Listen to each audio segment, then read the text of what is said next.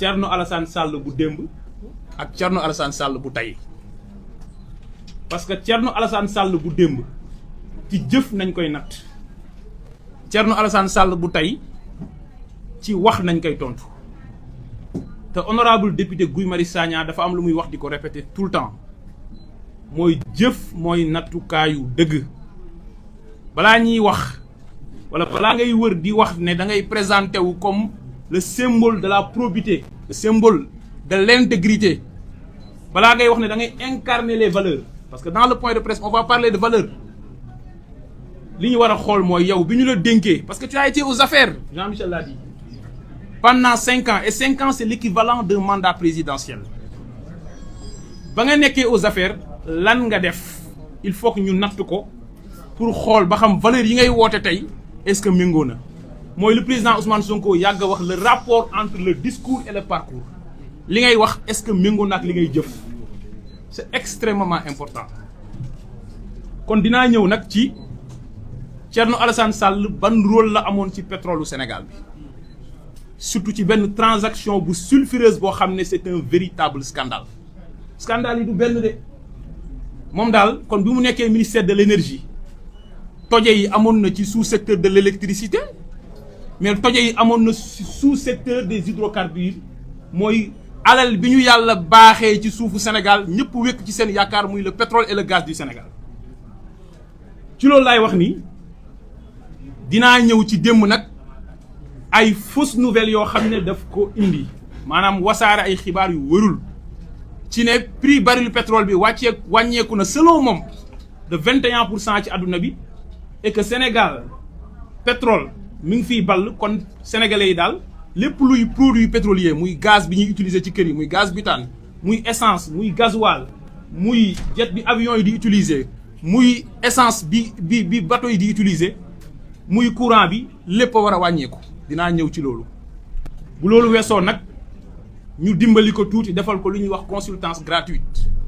dañ koy defal personal branding ñu jàngatal ko moom profilu Thierno Alassane Sall mooy kan parce que loolu nit da koy soxla de parfois il faut nga remettre sa bopp en cause on va l'aider dans ce sens alors yéen a ngi fàttaliku ne bi fii le président Abdoulaye Wade nekkee ci veillu élection présidentielle 2019 au mois de janvier dañu signé ay contrat ci pétrole du Sénégal jox ko Petrotim muy Kayar offshore profond ak Saint-Louis offshore profond waaye ci jamono jooju amul woon lu ñuy wax décret d'approbation mooy décret biy dëggal contrat bi pour ñu mën a tàmbali liggéey bi te loolu bu amul en réalité amuloo dara yàlla def balaa décret bi ñu koy signé président Abdoulaye Wade daanu président Macky Sall falu contrat boobu nag Macky Sall daal di ko jël signé ko nonobstant le fait que saisiroon na IGE avant rapport IGE di ñëw mu signé ko parce que rakkam moo dugg ci pétrole bi Petrotim daal di am ñaari bloc Kayar offshore profond ak Saint-Louis offshore profond ça c'est un rappel historique bloc yooyu nag Petrotim daal di ko cédé ku ñuy wax Timis Corporation Timis Corporation nag Frank Timis moo ko moom te moom Petrotim gannaaw loolu nag mu am benn opérateur bu ñuy wax Cosmos nga xam ne junior la pétrole dafa am ay entreprises ndaw am ñoo xam ne ay junior la am ñoo xam ne ay major nañ bi Cosmos duggee daal di détenir 60%, Timis Corporation détenir 30%, Petrosen détenir 10% des parts. Retenez bien, 60 pour Cosmos, 30 pour Timis et 10% pour Petrosen qui représente l'État du Sénégal. Alors, bi ñu avancé en 2016 ginnaaw bi Cosmos découvrir gaz ci sud Mauritanie mu xam ne dina am Sénégal mu ñëw gën a yëngatu Cosmos boobu nag am ku ko jege muy BP daal di nag rapproché wu daal di ne dafa bëgg a dugg ci gazu Sénégal BP nekk entreprise bu ñu xam ci pétrole BP nag war a jënd 60% ci parts yi pour nekk l'opérateur BP bëgg a jënd 30% yi dese woon Timis ak 30% yi dese Cosmos yi Cosmos am ci 60% yi mu am benn xaaju paaru Cosmos. ñu gis ne nag le même ministre de l'énergie buy Thierno Alassane Sall parce que Jean-Michel wax na ko def na 2 ans ci bopp ministère de l'énergie 2 ans li ci xaj bëri na de bi Cosmos bëggee jaay BP Thierno Alassane Sall dafa gaaw daal di ko approuvé waaye bi Timis bëggee jaay BP Thierno Alassane Sall ne dee du ci am ba loolu bokk na ci motif yi tax mu démissionné au-delà du contrat de Total. xañ ma Samba ci même condition yi ne ma Demba warul am dinañ wax lu tax mu xañ ma Samba bëgg a jox ma Demba ci ma Demba lay taxaw xañ boobu mu jox BP wala mu accepté ci condition yoo xam waru ko woon accepté wee noonu moo tax ba mujj gi Timis session am daal di jàll te boobu tamit waru woon jàll. lan moo xew li xew mooy secteur pétrolier dafa am code bi nga xam ne moo ko régir ñu wax le code pétrolier ci jamono jooju nag c'est le code pétrolier de 1998 qui était en vigueur aujourd'hui c'est le code pétrolier de 2019 qui est en vigueur donte contrat yi ñu signé sous l'emprise de l'ancien code day continuer di daw ci code boobu noonu en vertu de la stabilisation des clauses mais loolu mën nañ ci bañ a dugg ñu gis ne nag code boobu dafa am lu mu wax dama ko indiwaale parce que man li Jean-Michel wax laa gëm man texte laa gëm man loolu moo ma yàq man texte moo ma yàq man texte laa gëm damay ñëw ci article 56 bu code pétrolier bu 1998 les titres miniers d'hydrocarbures les conventions ou les contrats de service sont cessibles et transmissibles sous réserve de l'autorisation préalable à des personnes disposant de capacités techniques et financières pour mener à bien les opérations pétrolières. mu ne ku ñu jox titre pétrole mën nga ko céder waaye nag ñaari condition la wax ki ngay céder na am capacité technique et financière waaye nag dafa am koo xam ne moom mooy def autorisation préalable mooy le ministre en charge des hydrocarbures ministre bi kan la du nga dem wëri Thierno Alassane Sall la. alors ñu xool lan la Thierno def ñu gis ni bi gars yi biggee céder dañoo utiliser benn montage bu xaw a complexe mooy une cession indirecte mooy lan au lieu Cosmos jël jaay BP directement Cosmos dafa créer benn entreprise bu ñuy tuddee Normandie Venture entreprise boobu daal di transformé wu nekkaat beneen entreprise tuddee ko Cosmos BP Sénégal Cosmos BP boobu ci Sénégal boobu BP am ci 50% Cosmos am 50% modalité boobu nañu utiliser pour def une cession indirecte ma wax na code bi notamment le code de 2019 te le code de 2018 wax na ko mooy booy céder entreprise boo xamante ne moom mooy céder boppam su ma nee entreprise buy céder boppam mooy entreprise boo xam ne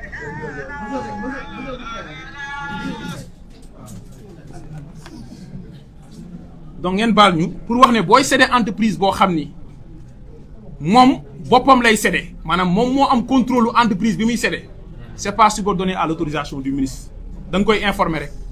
waaye nag su fekkee entreprise boobu keneen na ci am contrôle te en l'occurrence BP am na ci contrôle boobu nag dañu jàpp ne yaa ngi jox paari keneen ñu gis ni nag Thierno Alassane Sall daal di ñëw signé donc war nañ ko laaj du tax mu approuvé opération boobu laaj opération boobu nag mu approuvé damay wax ni ñëpp xam nañ ne BP am na capacité technique et financière waaye condition yi ñu ko approuvé mooy wane ne deful woon li premier ministre wax les due diligence mooy saytu est-ce que lii baax na bu ngeen demee ci droit des biens dafa am nit boo amee bien boo munti am muy immeuble un bien immeuble wala muy bien meuble comme oto bi ngay am c'est un meuble corporel wala nga am droit ci benn société c'est un meuble incorporel wala benn titre c'est un meuble incorporel dafa am ñetti actes yooyu def ci bien les actes d'administration les actes conservatoires ak les actes de disposition acte d'administration mooy bien bi yaa ngi koy utiliser par exemple am nga titre minier d'hydrocarbures ngay exploiter sa pétrole ça c'est un acte d'administration am nga sa kër nga utiliser ko pour dëgg ci usus loolu c'est un acte d'administration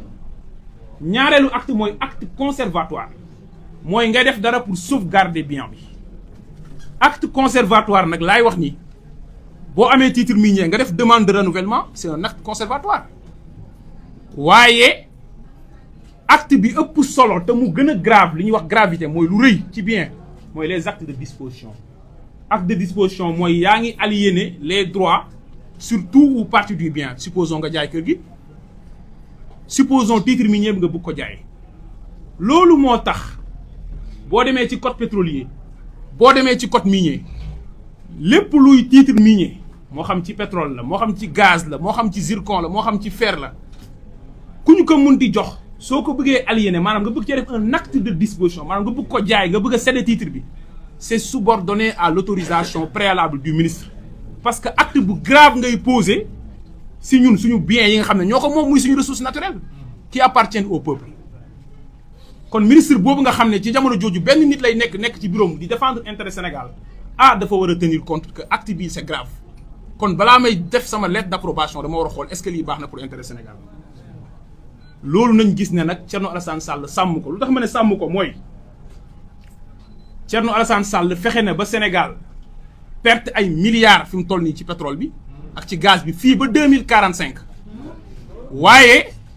fexe na ba ay nit ñeneen am ay 1400 milliards ak ay 6000 milliards ci pétrole du Sénégal et on va le démontrer chiffre à l'appui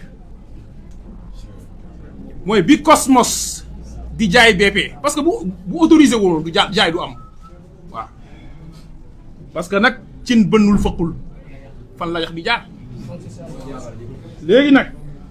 Thierno Alassane Sall bi mu approuvé loolu BP daf ne kon approuvé nga Cosmos daf ne kon approuvé nga BP di nga ma fay 162 millions de dollars mooy 81 milliards au moins au comptant léegi nga ma koy fay teew mi teew ne leen benn ñaareel bi Cosmos ne BP ci phase exploration bi mooy bu ñuy continuer di gëstu pétrole bi ak ci phase de développement bi danga may porter samay dépenses à hauteur de 754 millions de dollars muy 377 milliards maanaam li ma waroon dépenser ci toll ci 377 milliards yaa koy dépenser yamuñu foofu Cosmos ne BP bu ñu tàmbalee exploiter ba muy jeex fii ba 2045 bii ñu jëm di nga ma fay ay redevances ay royalties yoo xam ne valeur u 2 milliards de dollars la maanaam lu ëpp 1000 milliards loolu bu ngeen ko calculer mi ngi toll ci 1458 milliards yoo xam ne moom la Cosmos gagné ci opération boobu waaw léegi ki moom pétrole bi moom lan la gagné te ki ko doon défendre mooy Thierno Alassane Sall ki moom pétrole bi mooy Sénégal 0 franc amu ko ci opération boobu lu tax amul 0 franc mooy Thierno Alassane Sall boobu moom ak ministre des finances jamono jooju muy Amadou Ba dama ni plus-value de cession bi ñu waroon demande ci transaction boobu ne Sénégal nañ ko fay taxe parce que dañ la jox bien nga jaay ko am ci xaalis doo ci fay impôt jéemuñu ko recouvrer dañ leen bàyyi ñu dem seen yoon muy benn ñaareel bi Sénégal am na droit de préemption parce que Petrosen am na part ci biir balaa ngay jaay BP bi bokkul ki nekk ci biir bu bëggee jënd moom ngay jaay loolu mooy droit de préemption priorité boobu ñu am su fekkente ne da nga ci renoncer yow état bu la neexee nga laaj ci ay droit bu la neexee nga laaj ci xaalis Thierno Alassane Sall posé wu ci benn acte xam ngeen loolu lu mu ñu jural Petrosen amul benn portage sur les dépenses futures maanaam moom daal mooy supporter boppam dépense loolu moo tax Petrosen bi ngeen gis ci phase de développement bi am na ay dépenses yoo xam ne dafa jël bor yu dul jeex lu toll ci 1 milliard de dollars 800 millions de dollars loo xam ne ci ay dépenses la ak 200 millions yoo xamante ne ci ay bor la ay intérêt ay commission te Thierno Alassane Sall moo tax yamuñu foofu moom moo tax ba Petrosen fii ba 2045 li muy gagné du ëpp 800 millions de dollars maanaam 400 milliards li mu dépensé déjà ëpp na 650 milliards waaye li muy gagné matul sax 400 milliards ci ñeneen ñi ñu ngi am 1458 milliards Thierno Alassane Sall moo def lii ci pétrole Sénégal chiffre à l'appui j'ai cité le code et j'ai cité les faits man li may wax rek le textuel et le factuel texte yi faits yi day yombal waxtaan de day yombal waxtaan moo tax du ñëw débat ak booy bi indil texte yi ak faits yi rek du ñëw de du mus a ñëw parce que miinul texte te du foowee fee léegi nag bi loolu amee Franck Timis daal di tëb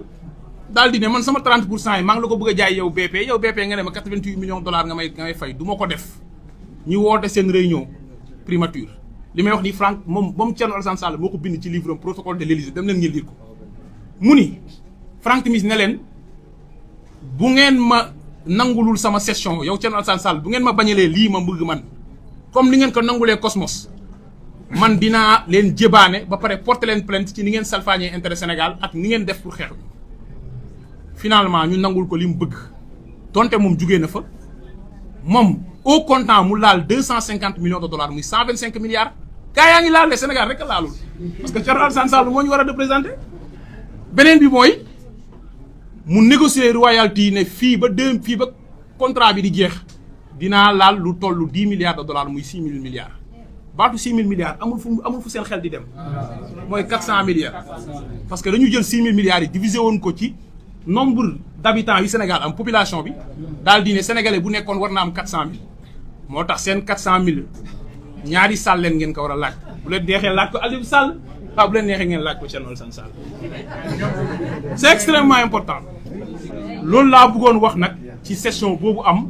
nga xam ne moo ko def te mu ne fang taxaw nag dugg ci barigo pétrole sol drap bu weex dugg fa def fa 2 ans génn ba léegi dafa weex loolu mën na ne gars yi caaxaan baaxul waaye bu loolu weesoo nag ma ñëw ci li mu wax démb ne prix pétrole wàññeeku na de 21% et que Sénégal léegi dafay raffiner pétrole dafay produire pétrole depuis juin et juillet 2024 kon donc sénégalais yi daal affaire dafa war a wàññeeku si ñoom prix produits pétroliers yi damay wax ni loolu mu wax méngoowul ak dëgg Jean-Michel wax na lu am solo ci facteur endogène yi mooy pétrole bi ñun dañ koy jënd au même prix que ñëpp te ñoom ñoo négocier loolu nag waaye man dinaa ñëw sur les facteurs exogènes facteurs exogènes yi mooy laaj leen ko moom Thierno Alassane Sall l'ex-ministre de l'énergie est-ce que bu prix baril pétrole yokkee ci àdduna bi sénégalais yi dañ leen koy répercuter kenn répercuter wu ko sénégalais yi parce que ñaari modèle moo am le modèle libéral moo am Côte d'Ivoire de bu prix baril pétrole yokkee ñëpp yëg ko ci seen poche seen courant yokku seen gaz yokku seen essence yokku am modèle boo xam ne mooy naan non man damay préserver population yi dama leen di yërëm man état maa jël sama loos gàll sama loos ne damay subventionner mbir yi subvention bi mooy lan dafa am lu ñuy wax la structure des prix mooy mbir mi de bi ñu xoolee dépense yi nga xam ne moom la ñu war a def pour jox la courant pour joxe gaz butane pour joxe essence nangam la prix bi war a mun jar régulateur bi muy CRSE daal di ñëw ne lii lay jar lii sénégalais mënuñ ko fay de ñu ne dañu bëgg mu jar 117 francs le kilowattheure état bi ne maa koy supporter man maay compenser lu ñuy wax le mécanisme de la compensation tarifaire loolu nag mécanisme boobu noonu moo tax ba état du Sénégal année bii ñu nekk li muy génnee at bi weesu li mu génnee supporter ko ci subvention ci énergie ëpp na 750 milliards loolu nag li ñuy permettre mooy bu prix baril bi wàññeekoo non du ñu naan Sénégal la ñuy wàññi li ci ëpp mooy dañuy jël bu wàññeekoo xaalis boobu ñi war ko am ñu am ko ci économie dañu koy denc ci benn fonds de précaution bu ko defee bu prix bi yokkee ñu mun faire face au choc mécanisme de régulation boobu la Sénégal am waa jii woote yërmande ak valeur nee na nañu appliquer modèle boo xam ne bis bu ñu ko appliquer bis bu pétrole jugee ci sénégalais yi ngeen jàpp seen bopp kooku amul valeur parce que amul yërmande ci askanam. deuxième mbir mi mooy moom ni muy waxee mooy li Jean-Michel wax da ngay xam ne c'est vraiment de l'inculture et de l'incurie amul xam-xam ancien ministre de l'énergie ngay taxaw ne gouvernement bi moo war a wàññi prix courant moo war a wàññi prix essence non c'est pas le gouvernement il y a un régulateur indépendant qu'on appelle le CRSE la CRSE c'est la commission de régulation du secteur de l'énergie damay wax ne CRSE boobu nag dinaa ñëw ci wax nan lay liggéeyee ma dem xëcc waa texte yi ñëw teg waaye dinaa wax su waree yokk prix wala mu wàññi prix ci lan lay basé wu ak li Thierno Alassane Sall wax ne 21% fan la ko teg ak lu tax courant ak produit yooyu mu wax mënul woon wàññeeku. bi ci jiitu mooy CRSE loi bi ko régir mooy la loi numéro 2021-32 du 9 juillet 2021 portant création, organisation et fixant les attributions de la CRSE. waaye buy liggéey pour fixer prix yi dafay appliquer benn décret boo xam ne c'est le décret numéro 2014-1562 du 3 décembre 2014 fixant les modalités de détermination des prix des hydrocarbures raffinés décret boobu lay utiliser chaque mois dafay génnee benn décision moom CRSE daal di fixer la structure des prix des produits pétroliers xam nga yan produit lay fixer prix yi dina ko fixer ci pétrole dina ko fixer ci gasoil dina ko fixer ci gasoil bi Senelec di utiliser dina ko fixer ci gaz butane dina ko fixer ci essence ordinaire bi dina ko fixer ci essence bi nga xam ne moom la bateau yi di utiliser dina ko fixer ci super diesel dina ko fixer ci diesel Senelec dina ko fixer ci fuel bi nga xamante ne moom lañuy utiliser ak yeneen produit ci lépp la koy utiliser Thierno Alassane Sall est très superficiel waaye bu waree fixer prix fan lay basé wu dafay fondé wu ci ñetti mbir Jean-Michel wax na ko sànq c'est important première mbir bi muy basé wu mooy pétrole ñaata lay jar ci àdduna bi mooy l'évolution du cours international du pétrole et des produits pétroliers muy benn ñaareel bi mooy mu fixé wu mu daal di basé wu ci li nga xam ne mooy parité dollar ak CFA xam nga lu tax mu ciy basé wu parce que ñun bu ñu koy jënd à l'étranger dollar dañ koy jëndee bu dollar bi jugee suñu dépense day gën a bëri waaye bu dollar bi wàññeekoo day gën a wàññeeku kon donc day basé wu ci dollar bi Thierno Alassane Sall waxul ci dollar bi fan la toll actuellement. ñetteel bi nag mooy dina basé wu ci tarifu fret bi maanaam bu ñuy transporter produit yooyu tarif bi ñaata la jar parce que tarif boobu nekkul ci suñu loxo ci ñetti éléments yii la ñuy wékku daal di prix fixer prix bi ci benn période de référence def lu ñuy wax le pricing. alors Thierno Alassane Sall daf ne prix baril pétrole dafa wàññeeku de 21%. wax leen ko li mu wax mu ngi nekk ci ginnaaw dëgg ma bàyyi leen nag ngeen wax ci li nekk ci ginnaaw dëgg lan lay firi dama leen di jox statistiques yi prix baril pétrole ci période de référence bi ñu fixé dernière structure des prix yi période de référence bi mooy nekk entre le 24 février 2025 ak le 21 mars 2025 prix baril pétrole mi ngi tolloon ci 76,164 dollars wàññeeku ba 72,188 dollars loolu 3,98 dollars moo ci wàññeeku maanaam moins 3% loo xam ne 3% moo ci wàññeeku nga ne 21% moo ci wàññeeku nga yokk ko multiplier ko par 7 yéen kooku am na valeur nee na de 21% nee leen ko du dëgg c'est de 3%. Il faut dire la vérité quand on prétend être celui qui symbolise et qui défend les valeurs de la République. Deuxième chose dama koy jox yeneen prix yeneen produits yi pour bu ko defee mu xóotal parce que c'est extrêmement important parce que il est trop superficiel. Le supercarburant de 7%, le gasoil de 6%, le jet dafa diminuer de 5% et le gaz butane dafa diminuer de 3,5%.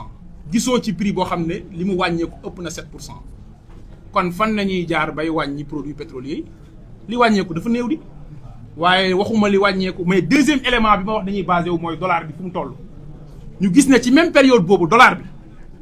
dafa jugee 630 équivalent dollar CFA muy parité bi $1 bi daal di wàcc à 583 yéegaat à 611 waaw dollar bi ngi jug xanaa nag xale yi nekk élémentaire naan tëppa nëmma di 1 bâtonnet 2 bâtonnet di jàng calcul xam nañu ne nag buñ la nee li ngay jëndee 1000 francs léegi jaratul 1000 francs 800 lay jar nga daw di yuuxu ñu ne la 1000 francs bii nag boo koy jënd ci beneen xaalis nga koy jëndee xaalis boo ko weccee ko 1100 francs lay nekk li ngay génnee est-ce que dafa wàññeeku donc le montant de la facture énergétique du Sénégal n'a pas diminué fan nañuy jaar ba wàññi produits pétroliers yi on s'adresse à l'ancien ministre de l'énergie dites-lui de parler en profondeur leneen li ci tegu nag mooy ma wax ko ne ko situation bii bu amee li Jean-Michel wax mooy dëgg mooy ba ñu fu nekkee ministre de l'énergie pendant 2 ans posé wul benn acte pour assurer à l'État du Sénégal la souveraineté énergétique parce que bu ñu amoon souveraineté énergétique moom lay kii di wax facteur exogène yi am ñun dañ ciy mën a prémunir loolu le président de la République Bassirou Diomaye Diakhar Faye ak le premier ministre Ousmane Sonko bëggal Sénégal mooy SAR 2.0 bi muy wax à l'horizon 2028 ñu fexe ba 100% des produits pétroliers et yi nga xam ne 3 millions de tonnes la ñu fexe ba Sénégal di ko raffiner boppam actuellement 50% rek la mooy 1,5 million. leneen li ci tegu mooy li des dañ koy importer te li des ñi koy importer SAR 30% rek la ciy importer 20% yi dañu bàyyi yeneen major yu koy def ay ñoom Total ay ñoom Vivo Énergie ak ñeneen ak ñeneen même Petrosen TS da koy def nga gis un ancien ministre de l'énergie tëb rek bàyyi fi lii yëpp xóotalul taxaw di caaxaan naan non 21% ce qui est un mauvais chiffre, un faux chiffre. Non, am na rek kon dañu war a wàññi produits pétroliers yi loolu boo koy wax ancien gouvernement yi nga koy def muy jàll mais ñii dañuy sëgg ci dossiers yi ba 4 heures du matin c'est extrêmement important. leneen li ci tegu nag mooy Thierno Alassane Sall posé wul woon kon benn acte pour renforcer la capacité de production de la SAR. Aujourd'hui, même le site qui va abriter le projet SAR 2.0 a été déjà identifié en une seule année. Je félicite le directeur général de la SAR, Habib Diop. Je félicite le ministre de l'énergie, Birame Souleye Diop. loolu mooy liggéey loo deful ci 2 ans ay nit ñi mën ko réussir ci benn at da ngay nangu ne duñu sa morom loolu mooy dëgg. li ci des nag ma ñëw ci personal branding bi ñu analyser nag profilu TAS man partie bi moom gën a neex ci point de presse bi mooy qui est le profil TAS. Le profil Thierno Alassane Sall mooy quelqu'un qui refuse de débattre sur sa gestion. Jean-Michel moo bandi heure bu Thierno Alassane Sall génnee di wax mu génneel ko gestion am tegal ko ñun foofu lañ bëgg a taxaw foofu lañ teg curseur bi de. Thierno Alassane Sall vient débattre sur ta gestion et sur ton bilan qui a été catastrophique à la tête du département de l'énergie, un département vital pour le pays. Parce que nag am na benn économiste bu doon wax ne l'économie c'est de l'énergie transformée. Économie énergie la tey stratégie bi ñu am pour industrialiser le pays à travers l'agenda national de transformation mënuñu ko réussir bu dee amuñu maîtrise sur l'énergie. Thierno Alassane Sall dégg ngeen ko mu ne ñun ñoo woote renégociation des contrats lu tax renégocier wuñ ba léegi da nga koy naan lu tax renégocier wuñu yow tey tojange parce que lan nañ war a renégocier mooy li nga mal négocier nañ war a renégocier da ngay rappeler loolu balaa ngay woote nañ renégocier waaye renégociation yi yéen ñëpp gis ngeen mois d'août bi weesu li musul am ci histoire Sénégal premier ministre installé officiellement ñu woo RTS à la primature la commission d'examen des contrats conclus dans les secteurs stratégiques pétrole mine hydraulique électricité infrastructure ñu xool contrat yi est-ce que jaar na yoon xool ban yoon nañu jaar ba renégocier man mii wax nag maa ngi ci commission boobu kon xam naa li ñu fay liggéey premier ministre wax na ko Sénégal président de la République moo ko njëkk a wax Sénégal dina def tout ba auditer coûts yi parce que boo nee dépensé nga 7 milliards de dollars loolu nañu wax il faut que Sénégal xool est-ce que coûts yi nga wax ne da nga koy dugal ci cost oil bi est-ce que c'est des dépenses exigibles ñaareel bi est-ce que amul ay surcoût est-ce que surestimé woo les coûts deuxième bi Sénégal est-ce que li mu waroon am ci profit bi est-ce que loolu tuutiwul ñetteel bi mooy ñu xool est-ce que Sénégal négocié na ba gaz bi bu ko soxlawee pour les besoins de sa consommation c'est-à-dire de son marché intérieur mu mën a jot ci gaz bi nguur bi fi nekkoon te Thierno Alassane Sall bokkoon fi ñoom la BP bind ne leen parce que contrat yi ñu signé li ñu naan bon na waaye am na benn clause bu ci baax mooy la clause de priorité nationale d'achat mooy bu Sénégal soxlawee pétrole bi wala gaz bi moom nañuy jaay en priorité mais ñoom BP da leen bind ne leen ñaata ngeen soxla ci gaz bi laaj leen ñoom ñaata nañ tontu sax defuñ ko la muñ daaru yaa bëri xam-xam tontuwuñ sax yow sa gazu réew ñu ne la yow nga xam ne yow da ngay dem importer ay produits bruts pour di utiliser gaz yi pour sa énergie ñu bind la ne la sëñ bi ñaata nga soxla ci gaz bi tontu sax defoo ko xam nañ lu tax tontu wuñu parce que yeneen mécanisme yi am yi ñuy jaar pour def seeni dóor mécanisme yooyu moo leen gënal Sénégal di jot ci gazam pour yéen Sénégalais yi prix courant yomb ku bokkoon ci nguur googu pendant 5 ans nag wax dëgg yàlla tu devais raser les murs. Thierno Alassane Sall kon du débattre sur sa gestion on est tous d'accord sur ça. Deuxième bi mooy moo wax ne Thierno Alassane Sall refuse d'admettre qu'il est comptable du bilan de Macky Sall.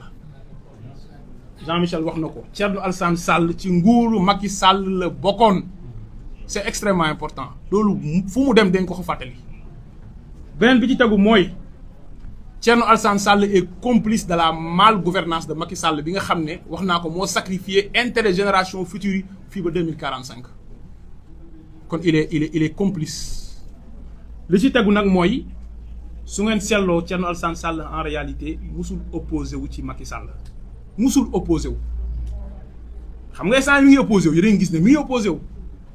est-ce que amoon na taxawaay boobu ci nguuru Macky Sall. moo tax keroog bi ñuy boycotté assemblée moom dafa ànd dafa ñoom point de presse parce que ñoom ñoo mus a ànd Macky Sall ni mu ragalee opposant nga ne opposé wu nga ak Macky Sall 2017 ba 2024 Macky Sall musul a laal Macky Sall tëj na fi ba tëj fi ay chroniqueur ñoom Pape Ndiaye chroniqueur la rek Serigne Saliou Gueye chroniqueur la rek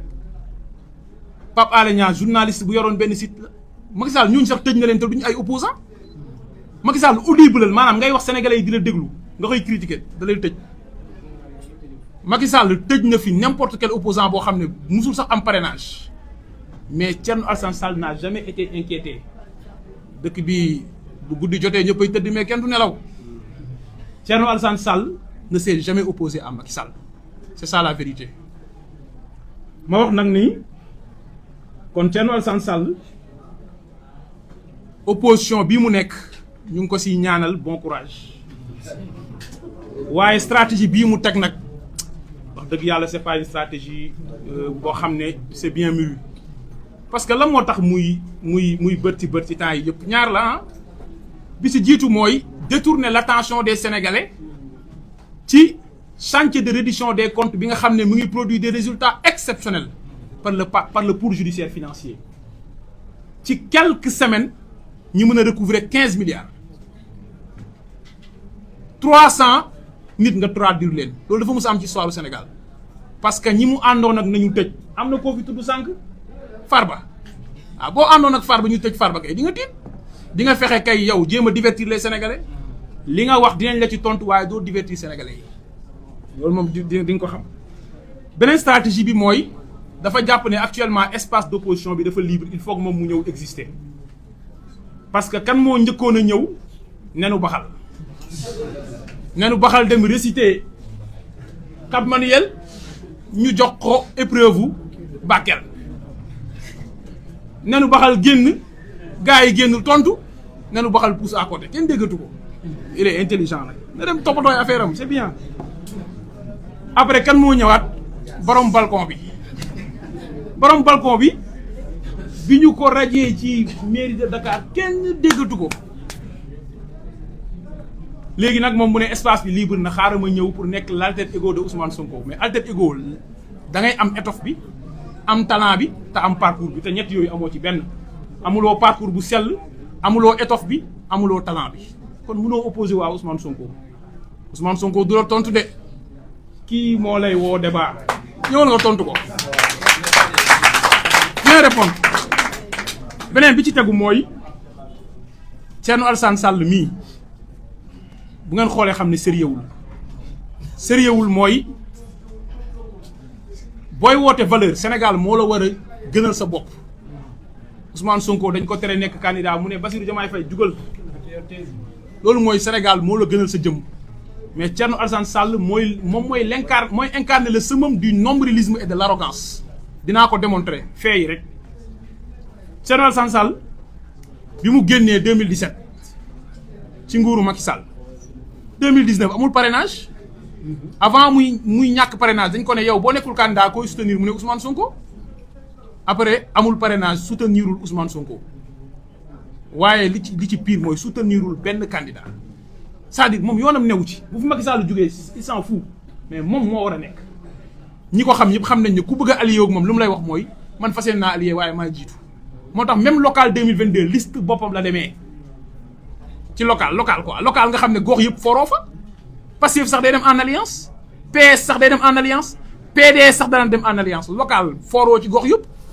local sax moom day demal boppam parce que mënut a topp ci ginnaaw kenn législative 2022 ñëw na ay ñoom docteur Abdourahmane Diouf kàngam yooyu